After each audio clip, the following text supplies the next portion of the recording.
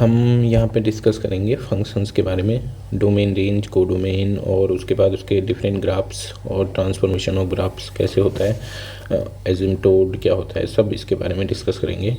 तो सबसे पहले मैं बेसिकली मान के चलूँगा कि जो रिलेशंस है वो रिलेशन और set, equivalence relation, equivalence class, ये सब आपको पता होगा।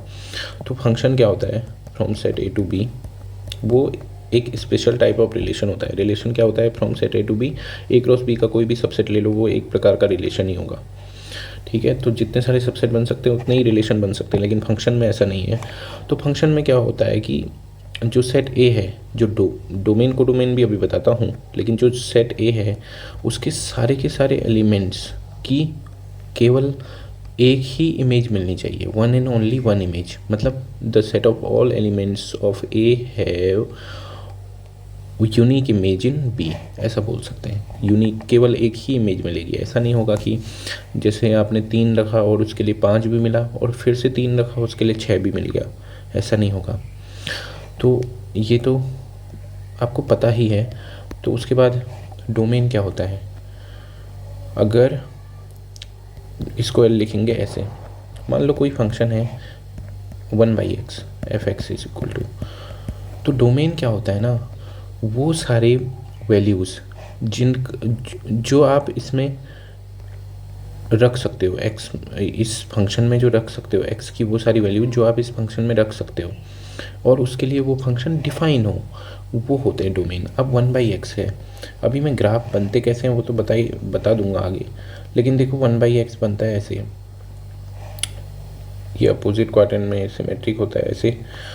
तो यहाँ पर हम देख सकते हैं, देखो अगर आप राइट साइड से 0 की ओर को आ रहे हो ना, कहाँ जा रहा है ये, इनफाइनाइट की ओर, प्लस इनफाइनाइट।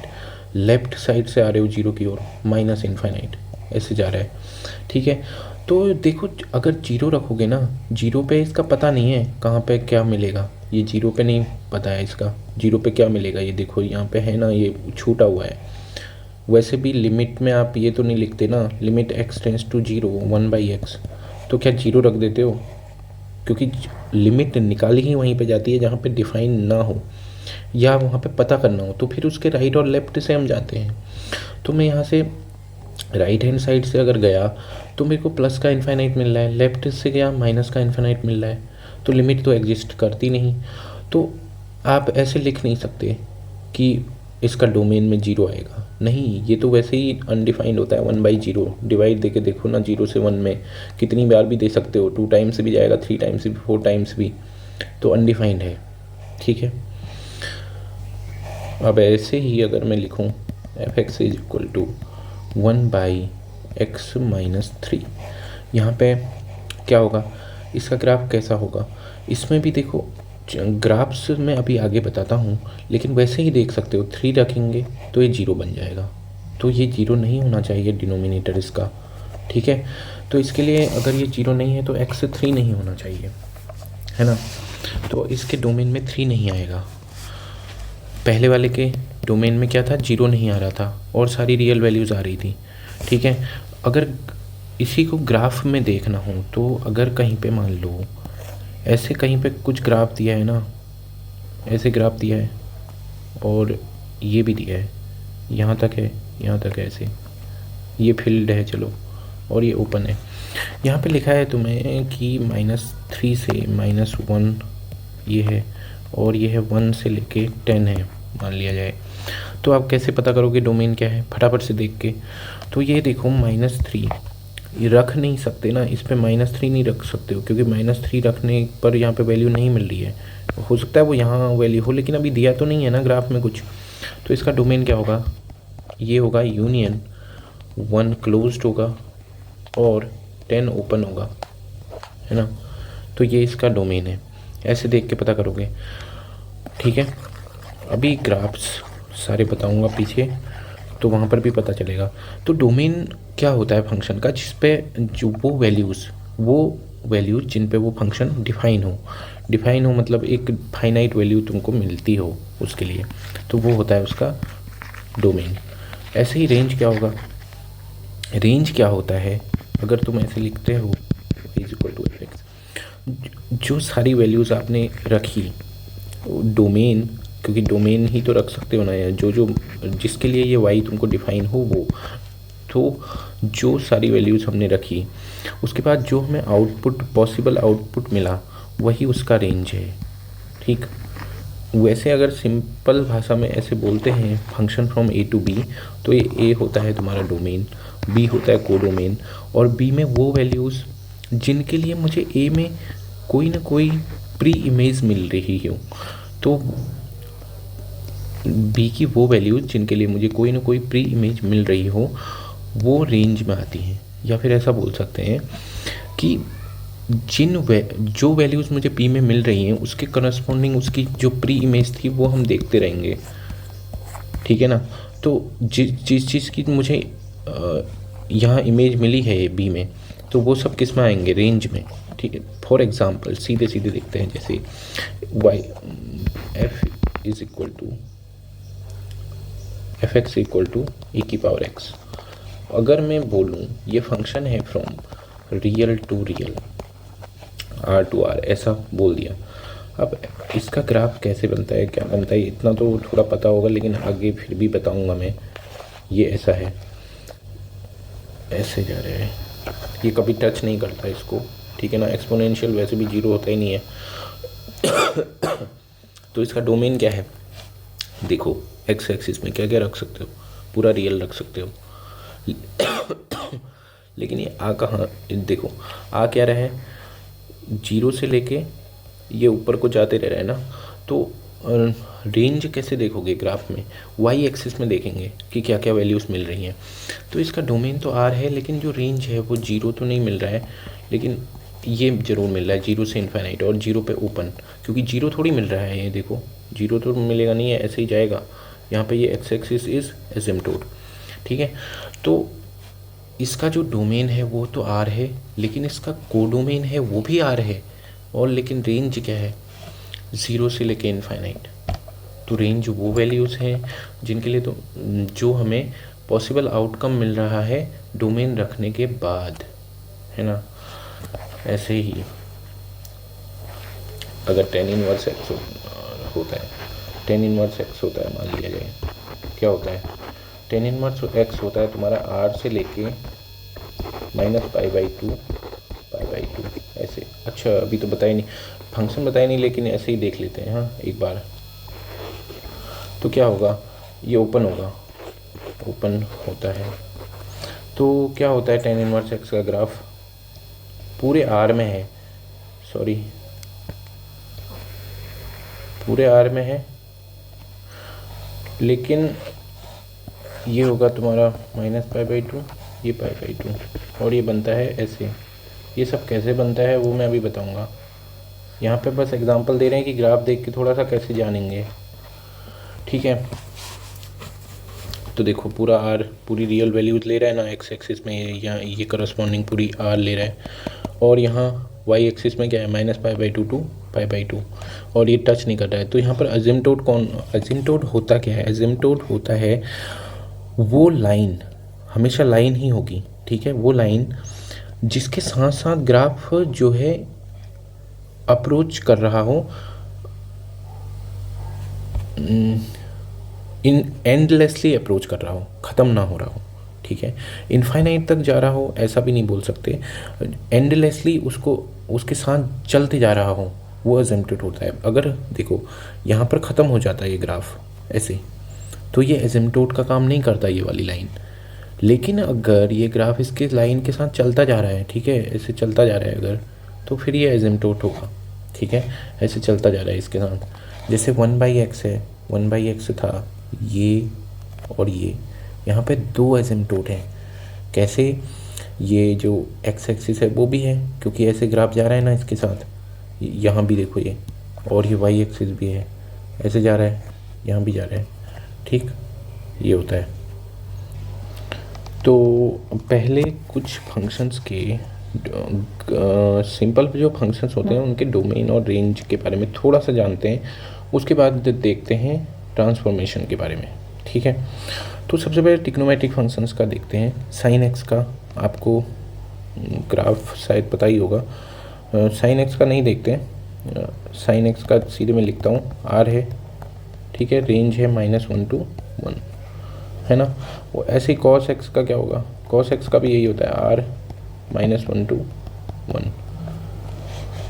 टेन एक्स का क्या होगा, टेन एक्स का क्या होता है, कैसे थोड़ा सा सोच सकते हो इसके बारे में, ऐसे लिख सकते हैं ना, sine x upon cos x. Cos x को कहाँ प्रॉब्लम आती है, ये सोचेंगे, मतलब कि ये जीरो कहाँ पर हो रहा है, डिनोमिनेटर जीरो कहाँ हो रहा है, इंटीग्रल मल्टीपल ऑफ 2n+1, ऐसे 2n+1 π/2 इस पे ही होता है ना, π/2, 3π/2, -π/2 इन सब पे होता है ना। तो इसका मतलब यहाँ पे कुछ प्रॉब्लम आने वाली है, इसकी तरफ को जब हम जाएंगे तो ये इनफाइनाइट और माइनस इनफाइनाइट की ओर को जा रहा होगा। तो इसका मतलब क्या है, इसके डोमेन में से क्या हटाना पड़ेगा, इसके डोमेन में से वो वैल्यूज हटानी पड़ेंगी जहाँ पर ये जीरो हो जा रहा होगा cos x, ठीक है। तो क्या करेंगे, r -2n+1 π/2 ऐसे 2r ये होता है। cosec x क्या होता है, 1/sin x, कहाँ पर जीरो हो रहा होगा, n पे जीरो हो रहा होगा। तो क्या करेंगे, r -n, और साथ ही साथ क्या होता है इसमें कि जो -1 और 1 के बीच की वैल्यूज़ नहीं आती, लेकिन -1 और 1 आता है, तो ये होगा। ऐसे ही cosec x sec x का क्या होगा, r -1/cos होता है, तो क्या करेंगे, 2n+1 π/2 हटा दोगे, और ये भी ऐसा ही आता है। अभी मैं सबको बता ही देता हूँ ग्राफ एक बार, ठीक है, 1 2 3 4 5, हाँ, cot x वो होगा cos अपन साइन, मतलब साइन नीचे आने वाला है तो n पे जीरो रह रहा होगा, मतलब n हटा दो, r -n हटा देंगे, ठीक, और ये भी r तक होता है, ठीक। इसी के साथ साथ अगर इन्वर्स ट्रिग्नोमेट्रिक फंक्शन की बात करेंगे अगर, तो जो 1 जो फंक्शन 1 और ऑन टू होता है, मतलब बाइजेक्टिव होता है, तो उसी में इन्वर्स फंक्शन की बात करते हैं। और वहाँ पर हम ऐसा डोमेन चुनते हैं ना जिसमें कि उस फंक्शन की वैल्यू एक ही बार आ रही हो, बार बार रिपीट ना हो, क्योंकि 1 और ऑन टू होने के लिए वो मैं उसमें ऐसा नहीं होना चाहिए कि बार बार वैल्यू रिपीट हो रही हो। तो हम कोई ऐसा पार्ट लेते हैं जिसमें कि जो वैल्यूज़ हैं वो एक ही बार आ रही हों और हर एक एलिमेंट की इमेज मिल रही हो मुझे, और हर एक एलिमेंट की प्री इमेज भी मिल रही हो, क्योंकि वो बाइजेक्टिव है, 1 है और ऑन टू भी है, तो ऐसा ही होना चाहिए। तो फिर हम इन्वर्स फंक्शन डिफाइन करते हैं, उसके बारे में कैसे हम डिफाइन करते हैं उसके बाद 1 और ऑन टू पढ़ने के बाद थोड़ा देखेंगे, ठीक है। तो लेकिन सबसे पहले फटाफट इसका हम ग्राफ देखते हैं। साइन एक्स का देखो पहले, साइन एक्स का तो ये तो है सिंपल ग्राफ, ऐसे होगा, ठीक है। ये π/2, ये पाई, ये 3π/2, ठीक है, इतना तो पता ही होगा, 2π। अब ये है -π/2, ये है -π -3π/2, है ना। कैसे, अगर यहाँ से शॉर्ट में लिखूँ तो क्या होगा, जो साइन nπ होगा, nπ पे ये मिलेगा 0, और जो साइन 3 साइन π/2 हो गया, 5π/2 हो गया, उसके बाद 7π/2 हो गया, और उसके बाद इसका आप AP भी बना सकते हैं। कैसे बनाएंगे AP, पहला क्या है, 1 है, फिर 5 है, फिर 7 है। इसका क्या मतलब है, थोड़ा सा इधर उधर लिख रहा हूँ मैं, 1 मिनट। 1 है, 5 है, उसके बाद क्या है, 1 5 7 नहीं, 1 5 है, 9 है उसके बाद, सॉरी 1 5 9। शायद ये समझ में नहीं आया किसी को अगर, तो 1 मिनट, हाँ, ये देखो ये बना दिया, ठीक है। तो यहाँ पर क्या देख रहे हो, π/2 पे आ रहा है 1, फिर 5π/2 पे आ रहा है, ऐसे ही 9π/2 पे आएगा। तो ये क्या बन रहा है, 1 5 9, ऐसे ही 4 4 का इसमें डिफरेंस है। तो इसका जनरल टर्म अगर निकालना हो तो क्या करेंगे, 1 + n - 1 × 4, डी, ए पी से कर रहा हूँ, ए एन मतलब जनरल nth टर्म निकाल रहा हूँ, तो 1 + 4n - 4 मतलब 4n - 3 π/2। तो जो ये होगा ना, जो इस मल्टीपल पर मिलेगा आपको, n कुछ भी रख दो, n कुछ भी रख लो, ये -1 भी रखोगे मतलब -1 -2 ऐसे करके कुछ भी रखोगे तब भी आएगा, n को या निगेटिव में भी रखोगे तब भी ये वैल्यू आएगी, मतलब 4n n यहाँ पर इंटीजर है, ठीक है। तो तब हमको 1 ही मिलेगा, 4n - 3 π/2 के मल्टीपल पर हमेशा 1 मिलेगा और n पाई के मल्टीपल पर हमेशा 0 मिलेगा। ऐसे ही अगर आप देखो यहाँ पर किस पे -1 मिल रहा है, 3 पर, 7 पर, उसके बाद किस पे 11 पर, ठीक है। तो इसमें भी क्या है, a + n - 1 × d, 4n + 1 हो जाएगा और कुछ नहीं, ठीक है। तो 3 + 4n - 4, 4n - 1 π/2, इस पे जो है हमको क्या मिलेगा, -1 मिलेगा, ठीक है, इस मल्टीपल पे। ये हम सीधे याद भी रख सकते हैं कि किस पे 1 मिलेगा, किस पे -1 मिलेगा, ठीक है, हमेशा के लिए फिर याद हो जाएगा।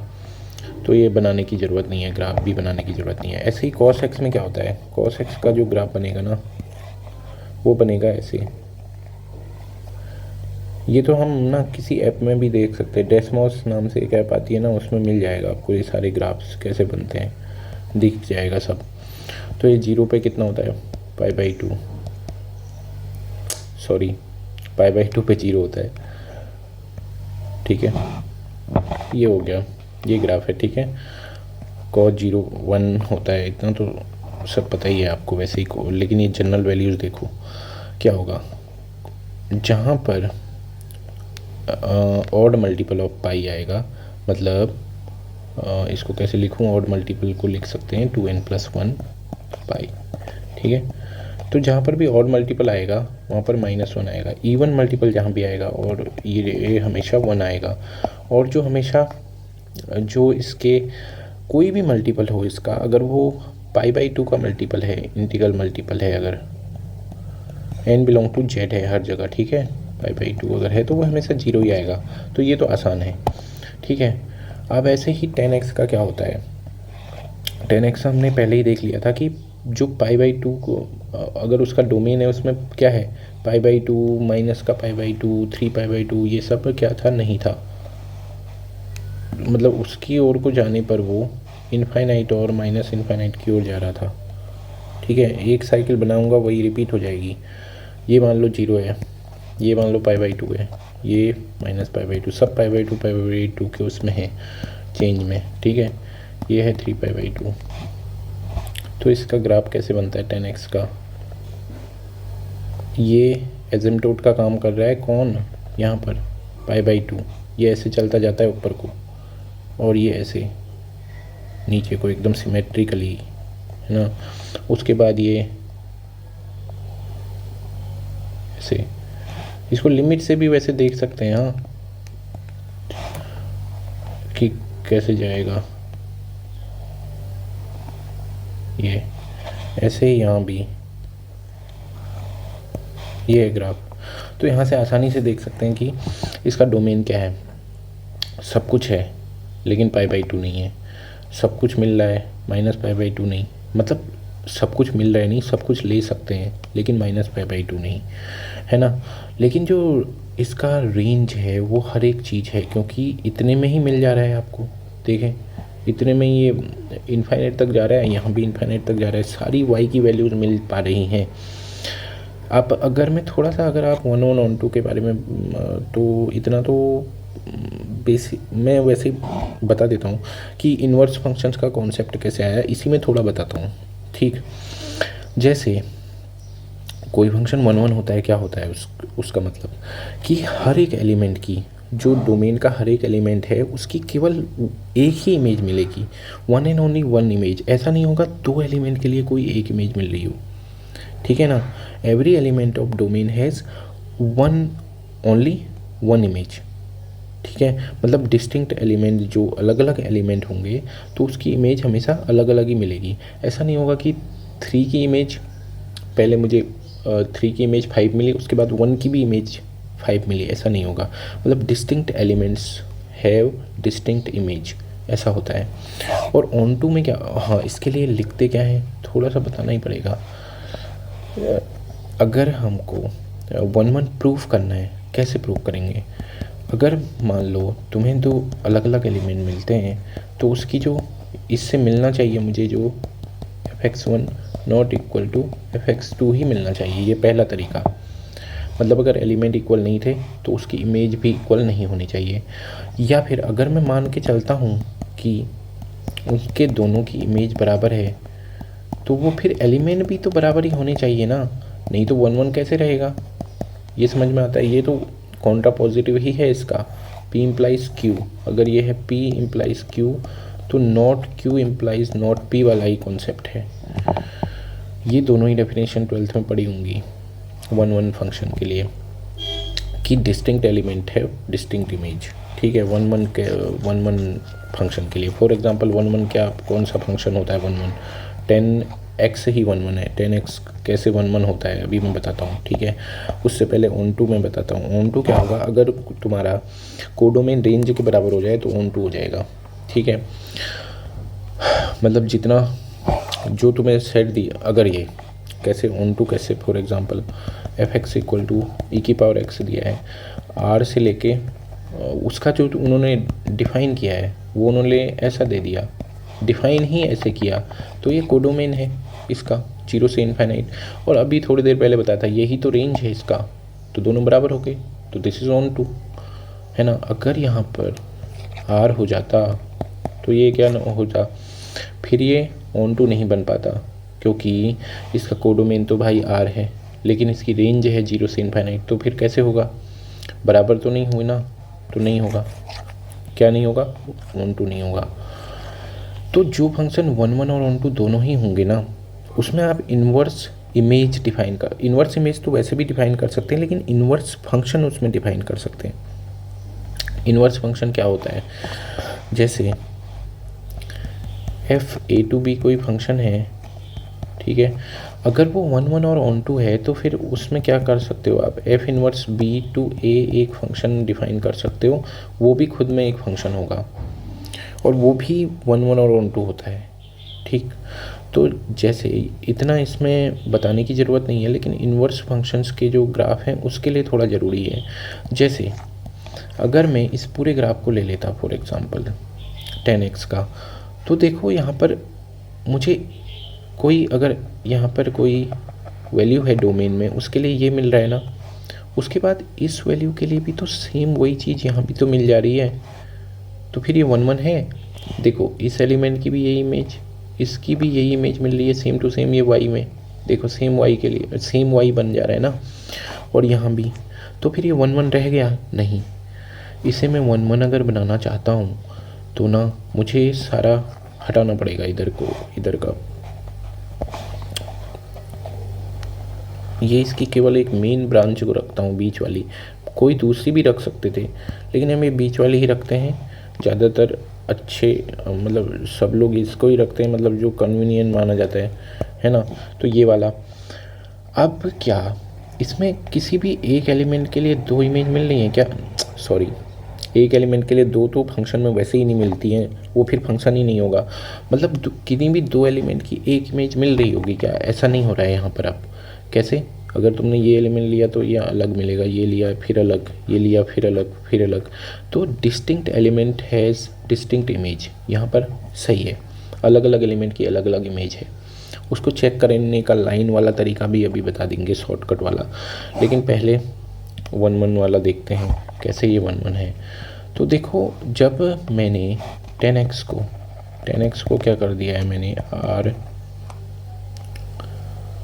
सॉरी अब r कहाँ रहा, ये -π/2 से π/2 ओपन ऐसा कर दिया, और r में है, r तक है ना पूरा, क्योंकि ये y एक्सिस में तो सारा ले रहा है ना, ये पूरा r को ले रहा है, ये पूरा ये नीचे तक भी जा रहा है, तो ये ऐसा बन गया। यहाँ पर ये 1-1 है, अलग अलग एलिमेंट की अलग अलग इमेज मिल रही है, अलग अलग एलिमेंट की अलग अलग इमेज मिल रही है, तो ये 1-1 है। अब क्या ये ऑन टू है?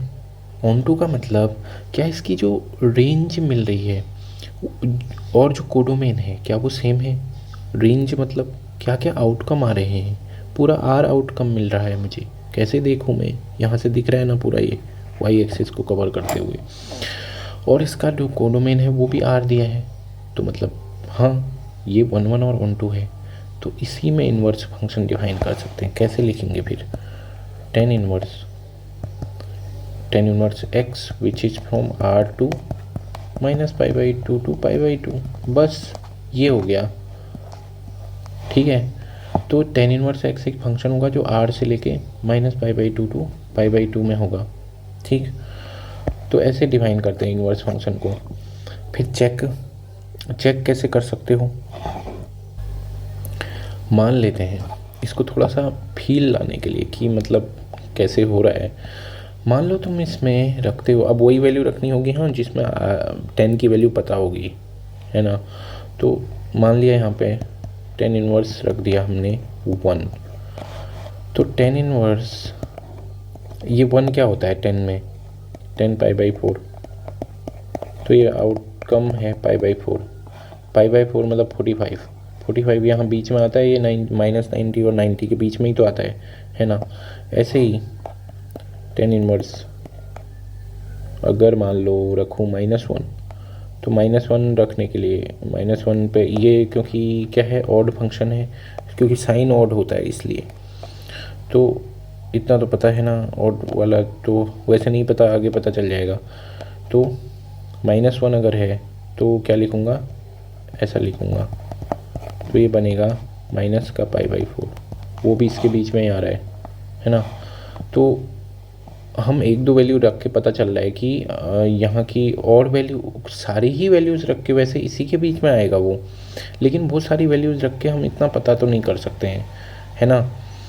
तो लेकिन इसका जो ग्राफ होता है वो तो ज़रूर याद रखना होगा, इसी को बस बदल देना है। ठीक है, कैसे? इसको एक्स एक्सिस में ले आना है इसको, और ऐसे करके वाई एक्सिस में ले जाना है इसको। अभी मैं पिछले बताया था ना, बस ये ऐसा कर देना है ये, और ये याद रहना चाहिए ताकि हमेशा पता चले कि 10x हमेशा, फिर हमेशा याद रहेगा कि 10x मतलब 10 इनवर्स एक्स भी बाइजेक्टिव होता है। वैसे इनवर्स फंक्शन बाइजेक्टिव होता ही है, लेकिन बहुत सी चीज़ों में हेल्प मिलती है, कंटिन्यूटी में मिलती है, डिफरेंशिएबिलिटी में भी मिलती है। तो याद रखना ज़रूरी है, सारा याद रखना जितने यहाँ पर बताएंगे, प्लस का 0 और पाई बाई 2, 0 और माइनस पाई बाई 2, और ये पूरा आर इसका डोमेन है। तो ऐसे ग्राफ है। और